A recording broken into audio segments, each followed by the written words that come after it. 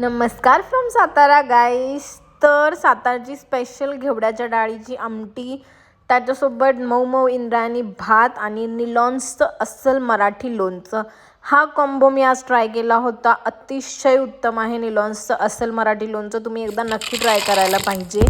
तर घेवड्याच्या डाळीची आमटीची रेसिपी खूप सोपी आहे. मस्त चरचरीत फोडणी द्यायची आहे. जिरं, मोहरी, भरपूर असा लसूण, त्याच्यात थोडासा कढीपत्ता, टोमॅटो आवडत असेल तर तुम्ही टाकू शकता. आणि जी घेवड्याची डाळ आहे ती आपण एका शिट्टीमध्ये शिजवून घेतलेली आहे. मस्त जो लसूण आहे तो लाल झाल्यानंतर आपण याच्यामध्ये घरगुती लाल तिखट म्हणजे घाटी मसाला टाकणार आहे आणि छान 2 मिनटं परतवून द्यायचं आहे याला. आणि घेवड्याची डाळ जी शिजलेली आहे ती याच्यामध्ये आपल्याला टाकायची आहे आणि छान तुम्हाला जेवढी कन्सिस्टन्सी पाहिजे तेवढं पातळ करा. पाणी ॲड करून घ्या आणि अशा प्रकारे आपली घेवड्याची डाळ रेडी होईल.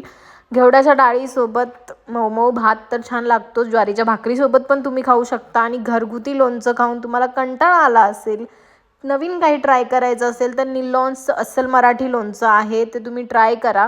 मी सुद्धा ट्राय केला आहे आणि हे अतिशय उत्तम आहे. चव एकदम छान आहे.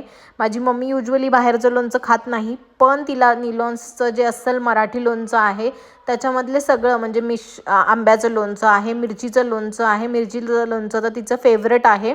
तुम्ही पण एकदा नक्की ट्राय करू शकता. मी त्यांना टॅग करत आहे. त्यांच्या वेबसाईटवरून जाऊन ऑर्डर करा. Thank you for watching.